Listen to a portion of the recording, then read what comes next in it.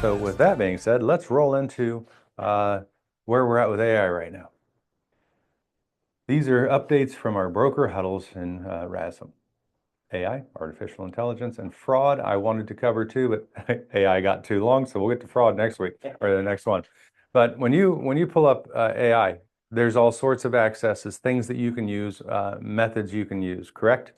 I mean, who doesn't use ChatGPT? Anybody in here not use ChatGPT? Okay, which one are you using now? Claude. What's it called? Claude. Mhm. It's like the next step above chat. Yep. And Claude, does it work for it? What is the new one? What's the difference? It'll actually take over your computer for you. Correct. Oh, It's scary. scary. I don't like that. yeah, that's too much But I information. have a friend who's like, his assistant is like, I'm not sure if I need one anymore. Literally, Claude. Claude is doing, like, taking it, like, sitting, it's. Yep. Yes. Yep. And it can do that, and people are using it that way. Gemini. Go back a bump. Mhm. Yes. Crazy. It's Max and 3. Gemini's constantly up there. It's same thing on same thing on Facebook. You know, it's just constant. Gemini is just there going, "Hey, I got an answer for you." So how many people are going to stop thinking for themselves? How many people already have? That's right, because people are innately lazy. And unless they're the group that are entrepreneurs, like most realtors that are out there working, but some agents don't work either. Just saying. Written policy. This is what's coming, guys. We're working on this now because National Association of Realtors has a customizable AI policy templates. And we are using one, and we're putting this together so we can be responsible, ethical, and use securely use artificial intelligence. It makes a difference. Yes. On that note, we are going to have to update our policy and procedures manual. So once that update is completed with this, There's a re-sign. Yeah. yeah, we're gonna have everybody re-sign it. Exactly. So that'll be hitting your emails through app files. So what As is- soon as we what get is- it together. What is this AI policy covering? This is covering you as realtors and us as a brokerage and how it's used. It's Got it, gonna, got it's it. gonna So be just part of helps. E&O coverage. Got it. Right. But it's E&O is required. Yeah, Makes sense. absolutely. And that's why I was saying anybody that hasn't or isn't here today, once we have that in place, they have to sign it and show me that they've read that whole thing, because if they haven't, then we have a problem. And it's not one of those where it's like, just click and sign here. It will be, but I hate that. So I think it's going to help us. And some of the big things that are important are data privacy, fair housing, and accuracy. This is a huge one in it. Because guess who doesn't really know fair housing laws as far as real estate's concerned? AI. AI hasn't gotten all those policies plugged in yet, and I'm sure it will. But AI is only going to give you what you feed it. So the NAR template's going to be our guide, and this is kind of a little bit of a draggy training, because it's so clear that this is what we have to do. So acceptable uses is going to be in there, what tools you can and can't use, and that's included in marketing content, automatic client. What could be a problem in marketing content with AI and what we do? Okay, how about people that are staging photos? Let's say. You have to, according to the MLS rules anyway, the very first line in your, it's kind of like short sale. Now it's virtually staged. And every picture that has it should say virtually staged. And even when you do that, here's what was interesting hearing from these attorneys. I'll check these things off as we go because it's so interesting. You can't remove power lines. You can't turn a yard green that's brown. It's like, but I like to do that one. There are so many rules coming up with this thing now. I mean, as far as the MLS, or like, let's say if you have like a pending All house marketing. and then you wanna just make the sky brighter. The Sky Brighter is a different story. You can't. Even for like a pending home? Not supposed to. Who's going to be able to catch that? I don't know. But what I do know is that what I'm supposed to say is you can't do that. Okay. So, but the big thing is, yes, Catching it. AI is Yeah. going to have to help us. That's a fact. So anyhow, yeah, I know that depends on our own personal attitudes, right? So privacy is the other big thing. You cannot enter anything confidential, personal, proprietary information into AI because it grabs it and it will keep it. So if you put somebody's name in AI, hey, help me write this marketing piece. I'm proud I sold this home for, like, I'll go with one of mine. I'm proud I sold this home for the Wilsons, and they're so happy to have it, and looking forward to their family moving into this home. No, now they've got the Wilsons. Now they have the address, and it starts plugging those things together. Can it pull things from property records and stuff already? Yes, but this gives it direct tracking and it's personal information. Not their full name and the property address that might get you into trouble, because that's already public information. It's public information. I don't know. But even their names are. All I know information. is No, that that's is they're what I'm saying. saying if there's anything personal about it, like they were really. Okay, so maybe like To financial information when it comes to the loan documents. Well, the other thing we need to do is we need to create a simple couple line statement to have everybody sign that we have their authorization to use the photos that we're going to use for marketing, and just a congratulation on sales. Because if their kids are in it and we put it out there, we can have a real problem. Buyers, hey, can I take your photo and use it on social media? And I have had one couple only saying no. I've been pushed back too. Yeah, Yeah. for Well, sure. I've Just like I've either asked for like- names Yeah, to make sure, because when you put names up there, now Mhm. people can just look at everything. Right, Yeah. but it's one thing to ask, and it's another thing to have them sign something saying, we give you authorization. So, yeah, Leah, put that in our things to We do also too, need to make sure please. Clients that might be police officers. Absolutely. Well, it's not just police officers, judges, attorneys, they're, They're Yeah. covered. Yeah, So we right. should give that. Bugs and spider webs everywhere. Leah, don't look at my punch out list for these folks. Uh-huh. There are not. We're clean in here. What was I adding to Oh. this list? We need Get signatures. photos, authorization. names, Yep. authorization. Yep, for marketing. Yep. So that's important. Review and disclosure. Human review. AI can generate a bunch of things, but its accuracy, its biases, it has issues with fair housing laws. These are things that these attorneys are seeing daily. I'm going, okay. And I thought it was just the one that's always a panic.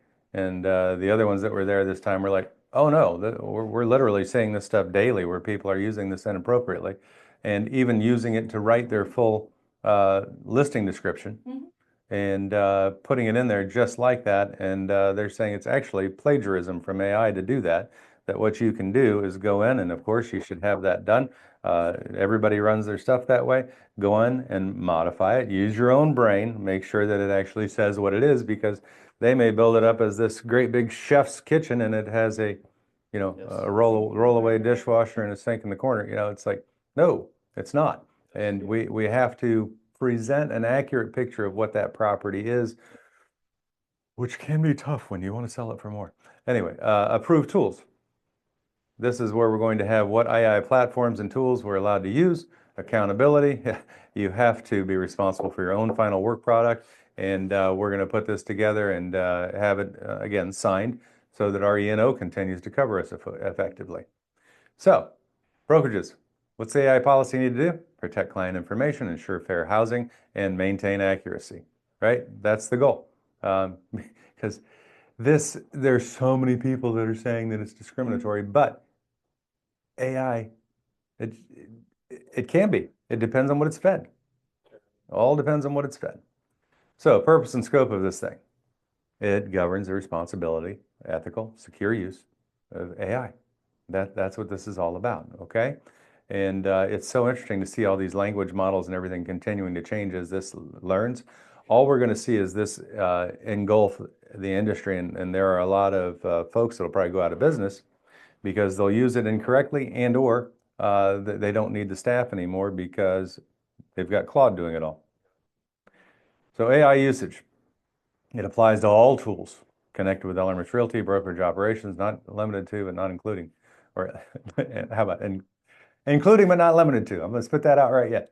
So our customer database.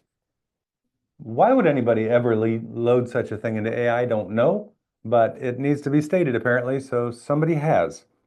Maybe somebody was putting together a marketing piece and asked AI to come up with mailing pieces for each of these folks individually. They plug it all in, and this is a public AI, right?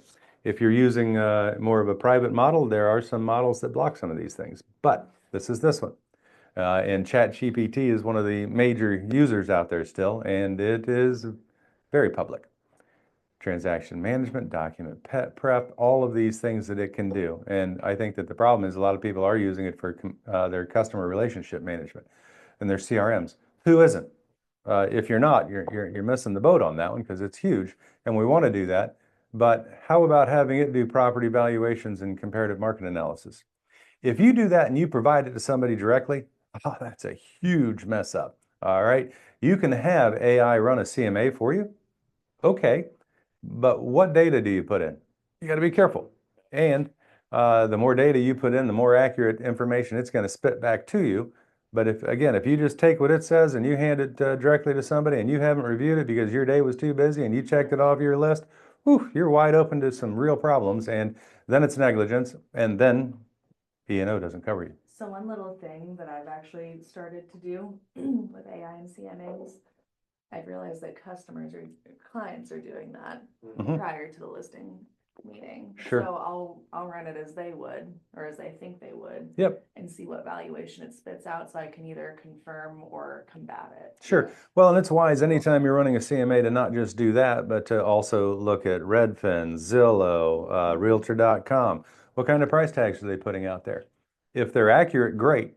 If they're low, okay, that is what it is. Yeah. But if they're high, you need to be able to say, wait a minute. Here's what the AI spits out. But now let me show you the truth with what our market is doing, and this is directly from our MLS system. And it is your job to go in and do a good CMA. At the bottom of your page, just click on CMA after you've selected your property, all the standard thing. But doing adjustments, you've got to do your own. AI hasn't been in that house. It doesn't know what it's looking at. It's looking at exactly what you feed it.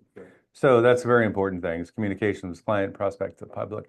This is a tough one because we even have a AI bot on our websites, right? What we need to make sure is that it doesn't answer some specific questions, and I'll be getting together with our guy on that too to make sure that we're not putting things out there that are incorrect, that we don't even know are going out. Yeah. So there's that. So it just protects everybody from misuse. Definitions. Generative AI, text, images, audio, video, code, right? Based on user prompts. There's just, these are things we need to know about the different models that are out there. But bottom line is, it's a learning machine that we're training, okay? And it's going to continue to learn, and it's going to be interesting to see what it becomes like when we're the Jetsons after all. Scary. Definitions continued. How about AI plugins? Email assistants, video conferencing tools, browser extensions. We're using all these things, but we need to be careful when we're using certain ones what we're saying, because it's recording it. I don't know how on earth, I do know that the amount of power that it's requiring to run AI right now is explaining a lot about how it's processing all of this. It's incredible. MLS data. This is one of those things where we need to be careful because does it have IDX permission? Does it have the permissions from our offices to even use that data? And if not, we can't use it that way. Client data. This is where, again, it's just personally identifiable information. We have to be very careful, or again, we need them to sign giving us permission to do things, which I'm guilty of too, and because it has not been an issue until an attorney tells me it's an issue. Because I haven't had anybody have a problem with it. And the folks I'm working with, I know if somebody is not in the tax base, that's for a reason. And we're going to be super private with that one, right? Transaction data. How about that? Purchase agreements. What blows me away is these attorneys telling me, yeah, people are loading purchase agreements into AI and having it fill it out for them to speed up their transaction time period and and to start alleviating the need for assistance. 30%. That doesn't have Right. 30% of the data is what they're saying that it puts out is incorrect. And that is the 30% that we're responsible for. They say, just think of the 70-30 rule. If somebody's working for you, you trust them, but you verify everything is correct. This is no different. You're hiring AI without even realizing it. Sure. It's amazing. And so everybody needs to be aware of this, and churches included. We need to be careful with what's going on. So transaction data, that's the one that I was like, oh, but what would be wrong with putting transaction data in there? Well, disclosures and inspection reports, that could create a problem. Now, something that wasn't a problem, that an inspector came out and made a problem of, is going to be a problem with that house forever. Don't do it. So, here's the fun part, governance and oversight. The brokerage shall designate the AI oversight lead. Yay. Responsible for reviewing, adopting, and maintaining the approval lists on these things. And the fun part is, at least we have great attorneys that will help us keep these things straight to a degree. But it's kind of hard because it's growing so fast. All AI use case that involve client data, MLS data, transaction documents, consumer-facing communications, or marketing, right? Human review is mandatory. It's a must. You have to review anything that is content that AI generated. You just have to. If you're publishing a listing in the MLS, same thing. Any syndicated things, you need to be careful because it's actually recorded that was created by AI already, and we're just waiting for seeing when other laws are coming in that you can't use that data directly. And you can always tell because it's got the cute little flowers or, little, Dashed yeah, it's just line fun stuff. Yeah, that kind of or thing. Chef's Kitchen. Right. It's a spectacular, Chef's Kitchen. yes, over the sparkling, beautiful lake out back, and it's a little gator pond. Yeah, all right. Sent to a client or customer, all of these things. Marketing, advertising is the big one for us. It's what we do, right? We are marketers and advertisers. If we're not in business. Included in transaction documents. It's just amazing. But this is the big one. Another big one, I think, that you don't trust it for property valuation, guys. You can use it as a guideline, as an idea of what people are seeing. Doesn't mean it's accurate. Still, we got to do our jobs. And we've all been trained on that. If you haven't seen how to do that, you need to go back through our trainings that are readily available and look at it, because doing a CMA is huge. Human oversight includes responsibility for ethical judgment. And where do we learn these things? We have to take classes on them. Does AI take classes on these things? Of course it does, from us, what we're entering and what other people are entering. Standards, potential impacts, it's just amazing. It's not just factual accuracy. That's one of the ones that made me go, oof, okay. So we need to know and consult with subject matter experts, right? So I'm working on that now. It's just so interesting to me now that I had this training. I'm like, oh my gosh, I've got to share this with you guys. How about audit logs? We need to have that, and we need to do it at least once annually to protect ourselves in case there is a lawsuit, or let me rephrase that, when a lawsuit comes from this stuff, because they will, because AI will tell people, yeah, you can sue them because they did this wrong. And it may or may not be accurate. So we need to watch ourselves. All right, so security and data protection. Why would that be important? Well, Important. it's important. All right, so this is where it comes down to. We're going to have approved AI tools. If you guys come up with one that you want to work with, please send it to us. Let us know which one it is that's different from what may be on our list, and let us get it approved by our attorneys before you go working with it too much, because there are so many things out there that are inappropriate for us to use as well, even though it makes our life easier.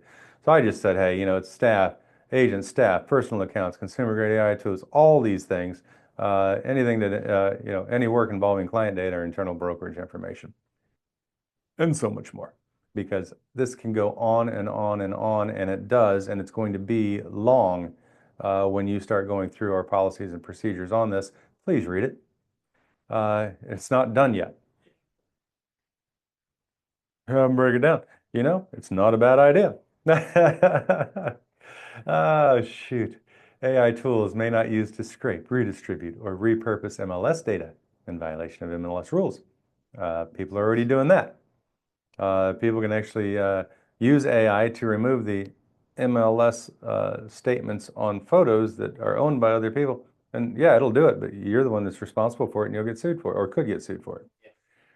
AI generated listing descriptions have to comply with MLS accuracy standards. And why would it have to be reviewed? Because AI does not get fair housing yet. They just don't, and I'm not sure that it ever will because it's built on biases and people's opinions. Any AI tool that accesses or processes the MLS data must be approved. Same thing again, okay? Never enters. These are so simple, right? But it's true. People will do it. Never enter social security number, full financial records, other highly sensitive. The reason I can see people doing this as agents is I wonder if they'll qualify. Oh, Look at I- the background check. I better look them up. And so instead of, or are they safe to be around? And instead of using our tools that are available, such as, yes, Forewarn is huge. Use it all. I love it. It's a great program. Just for fun. Yeah, and now I'm going to tie these friends that are two. going on dates. I'm like, send me his number. Like, make sure he's not a creep. Right. It's accurate that way. If you're going to meet somebody out at a listing, it'd be really nice to know who it is, even if you have protection. It's just smart. So,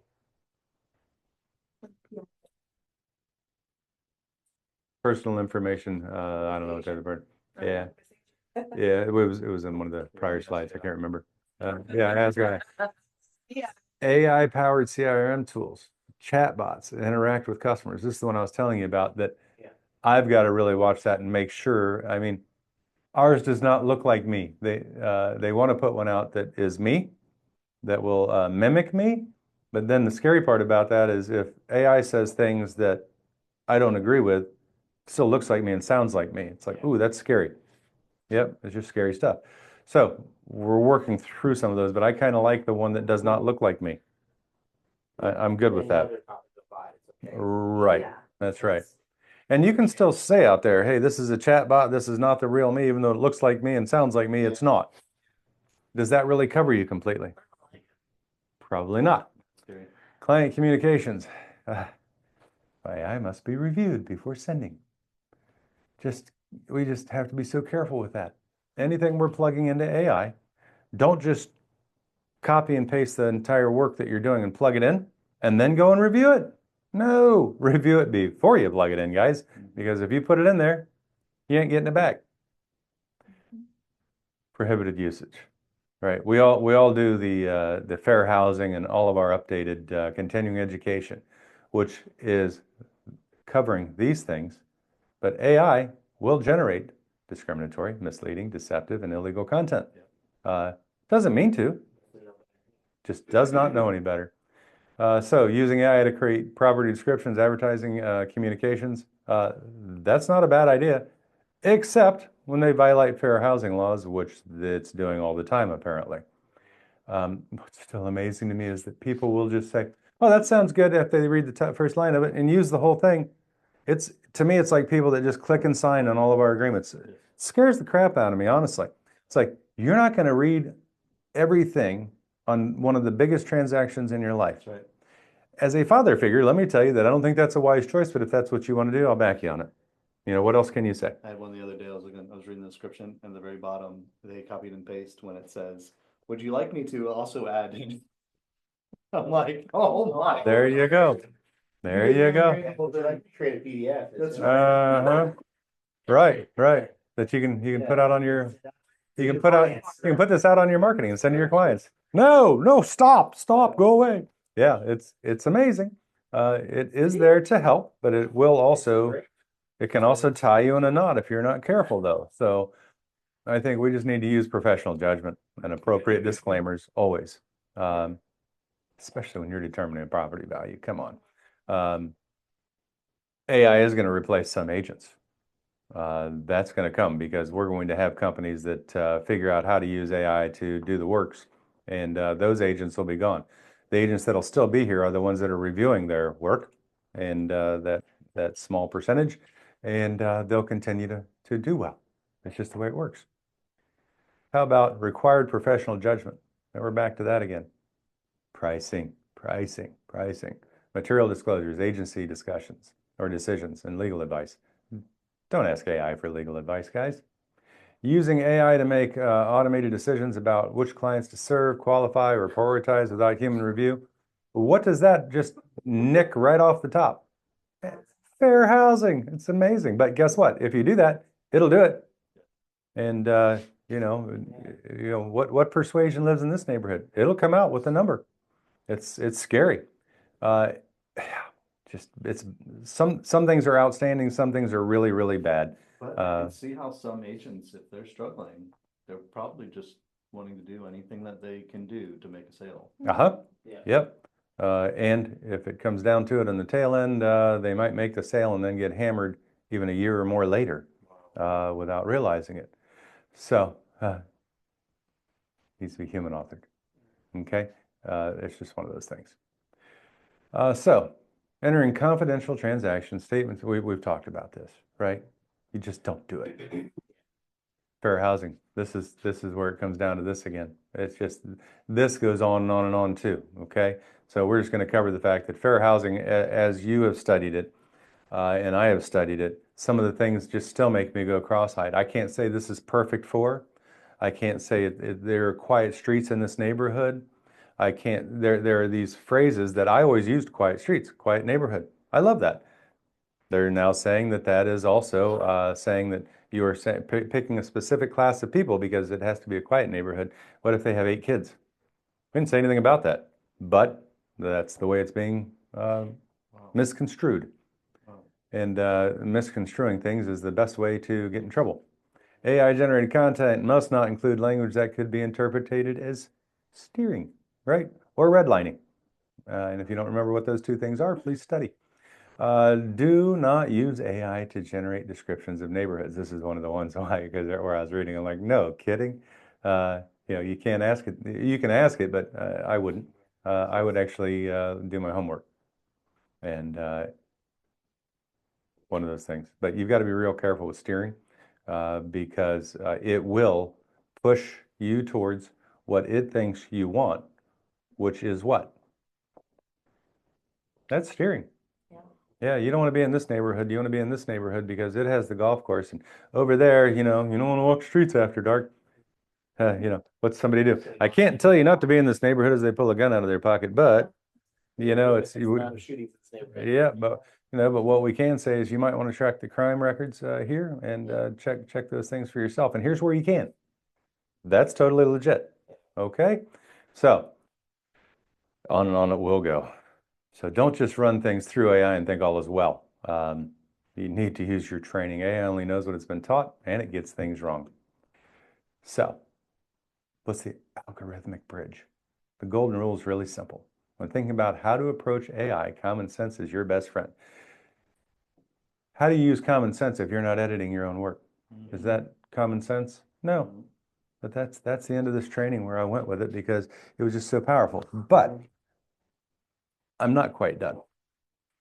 That was the training I wrote up. I want to make sure and review these things because we are putting the policy in place in writing. ChatGPT is discoverable in a lawsuit. Imagine that. It's public information.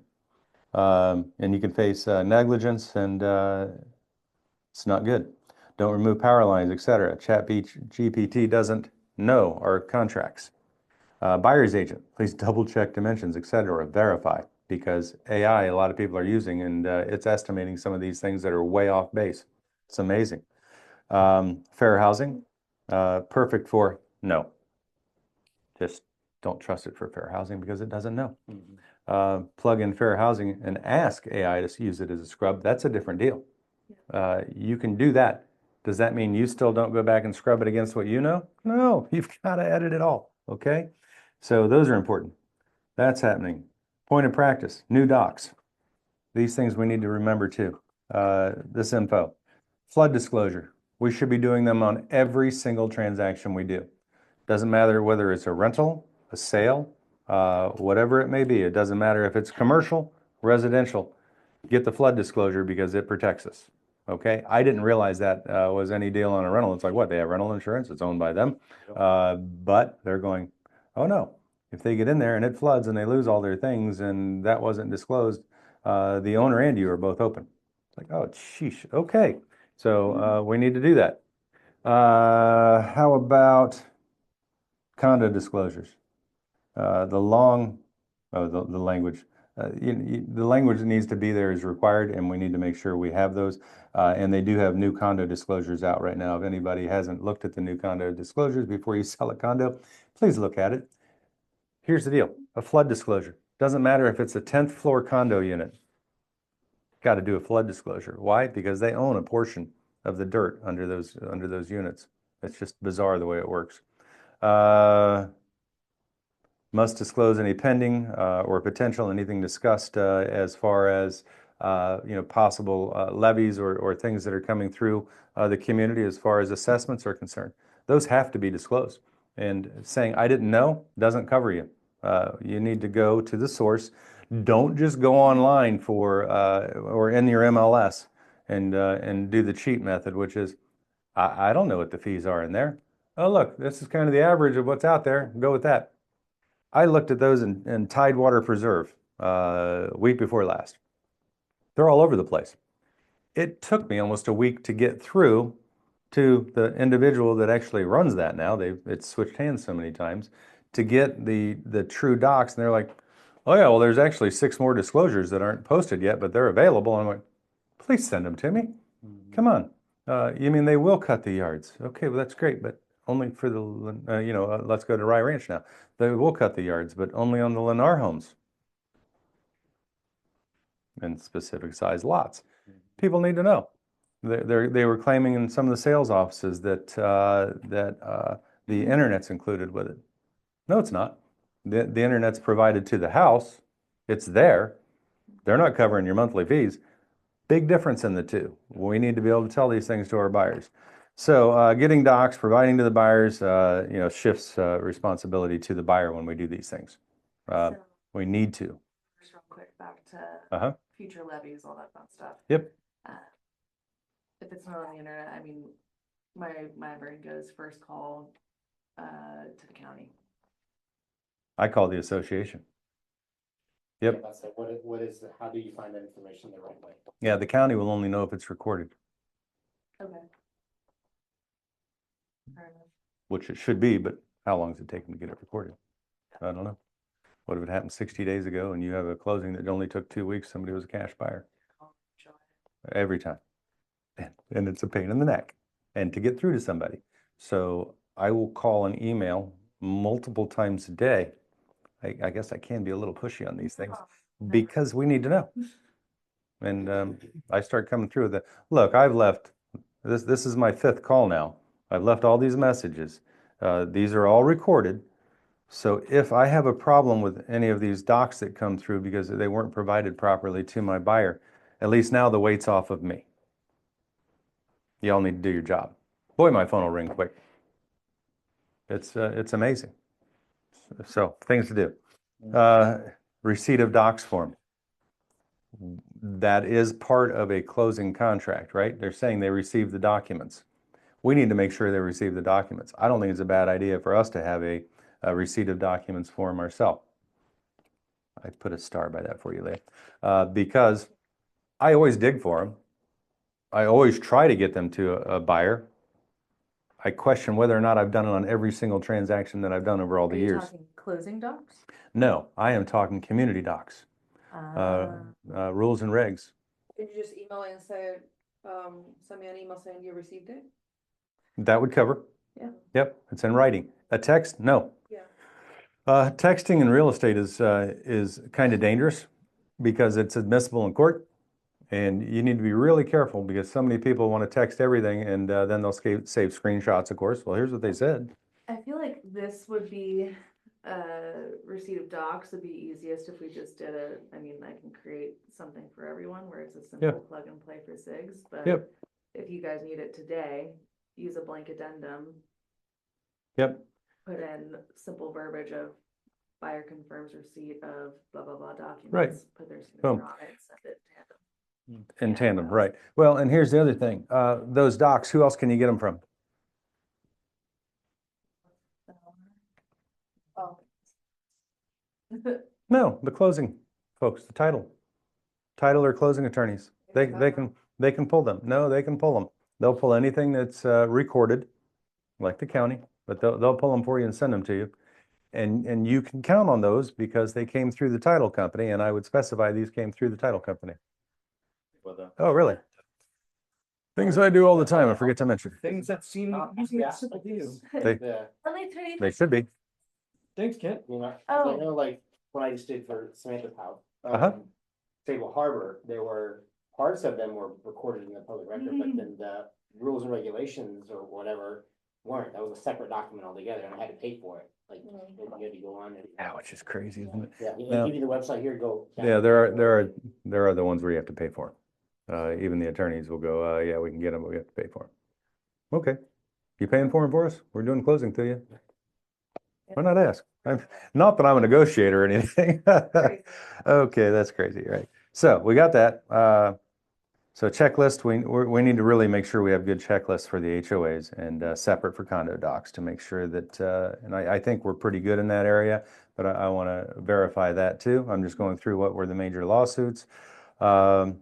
Well, and again, if you guys see any, if you don't see something in a checklist and you're wondering why, email me. Right, ask. I can only stare at these checklists for so long before it becomes. Of course it's in awful there. my face. Yeah, you go, of course it's in there. It's like, Uh-huh.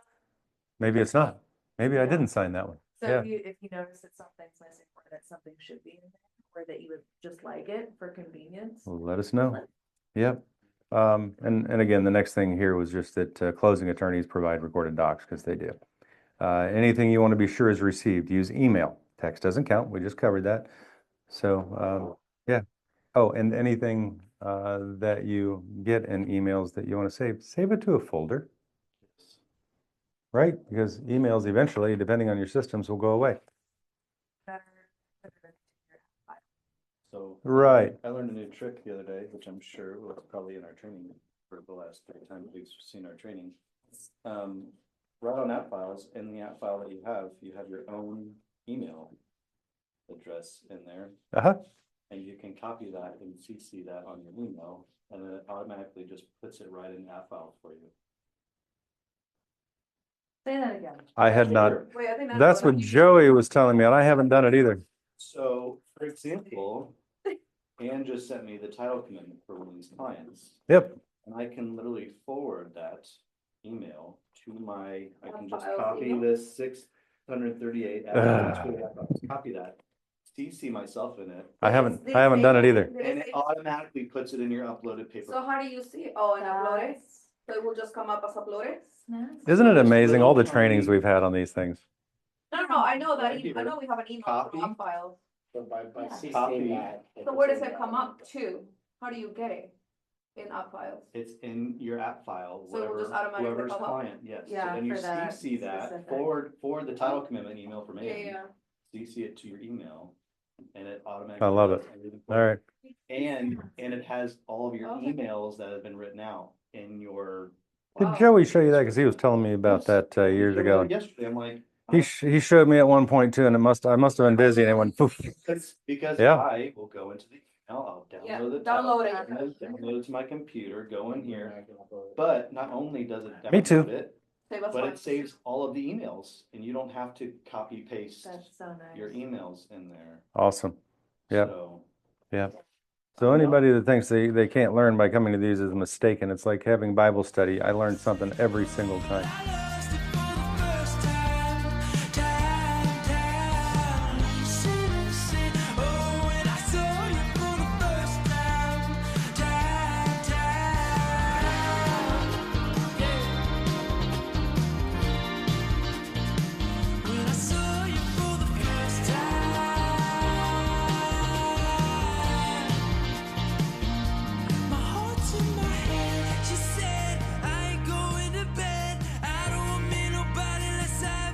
Somebody who let me slip in through the line.